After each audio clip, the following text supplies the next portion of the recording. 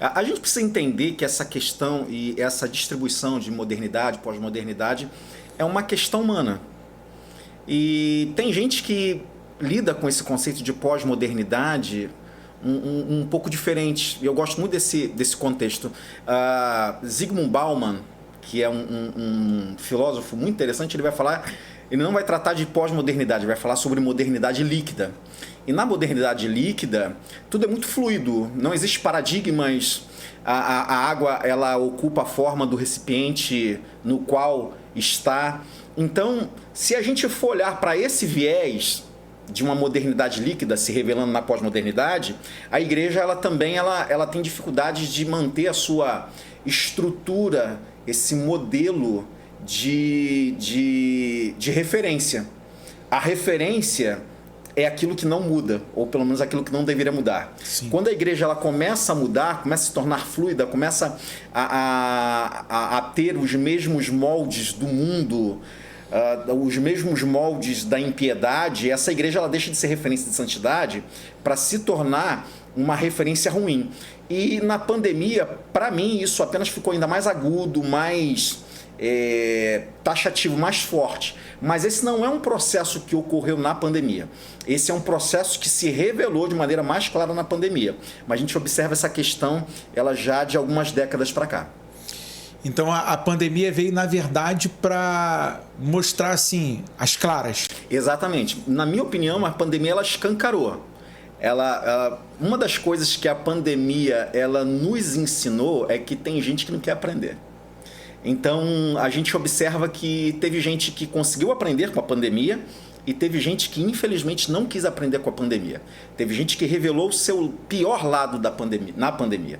E por outro lado, teve gente que se converteu na pandemia, que se aproximou mais de Deus, mas infelizmente a minha expectativa é que esse momento global fosse fazer com que a igreja como um todo, na sua maioria, se reposicionasse dentro da vontade de Deus. Infelizmente não foi o que eu observei. Existe uma filosofia, pastor Holdson, que eu fico assim meio... Não gosto muito de falar não, mas eu acho que cabe ao momento da nossa conversa. Por exemplo, existe uma fala, que eu não sei de quem é a autoria, mas ele diz que a mesma água que amolece a batata enrijece o ovo, né? Mas dando um formato. E às vezes as lutas, os problemas, as adversidades, para mim que sou pentecostal, eu já falei pelo menos o nosso maneirismo de lá, como é que é. O senhor é da comunidade e a gente tem essa muita tranquilidade aqui porque o nosso bate-papo ele é interdenominacional. Perfeito. E é sempre um prazer poder ouvir alguém, co-irmão, e poder assim pensar. Você vê que a mesma situação que faz um estar mais pronto, mais predisposto, é a mesma que vai enrijecer o cara e dizer, o cara vai falar assim, não, Deus foi mal comigo. Deus foi terrível comigo. E você fica assim, caramba, cara, o que está acontecendo com esses camaradas? Se você me permitir, eu não gosto nem de ser muito acadêmico, mas não tem para onde fugir muito. Sim. Então vou citar aqui alguns pensadores, e o pensador ele pode até ter tido uma vida muito ruim, não ser uma referência, mas às vezes o que ele fala tem uma certa coerência. Tem um pensador que diz que não importa, o que importa na verdade não é o que fizeram com você, mas é a interpretação do que fizeram com você. O importante não é a situação em si. Existe uma linha dentro da psicologia chamada de terapia cognitivo-comportamental, que uma das bases é a seguinte: não é o que fizeram contigo, é a interpretação que você dá ao que fizeram contigo. Então, para mim, a questão reside aí. O mesmo sol que amolece a manteiga é o sol que endurece o concreto. A interpretação que a gente pode olhar para a pandemia como sendo, ainda que seja algo ruim, tirar algo de bom disso tudo. Não, pelo menos a minha vida ela foi sendo reposicionada e a partir desse reposicionamento hoje eu estou melhor em Deus. Ou não. A grande questão o que vai diferenciar é a maneira como a gente olha para as questões. E aí o evangelho entra. Falei aqui de algumas teorias, falei aqui de alguns filósofos, mas no final das contas, o importante foi o evangelho. O evangelho ele tira esse olhar antigo. O evangelho ele nos dá uma nova natureza.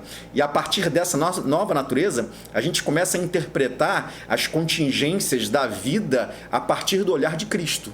E isso faz toda a diferença. Você acredita que ainda tem gente que tenha problemas com isso, de olhar para um apontamento? Tipo, eu gosto muito do Arthur Schopenhauer. Uhum.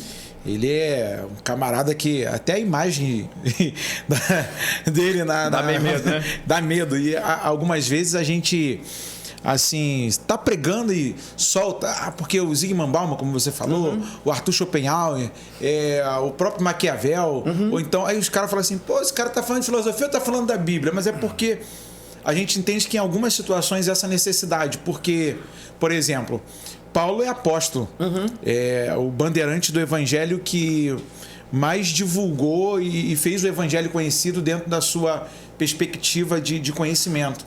Mas o camarada que instruiu ele foi Gamaliel. Sim.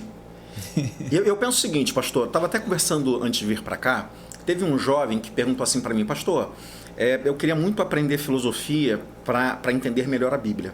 Eu falei, olha, você está fazendo o caminho inverso.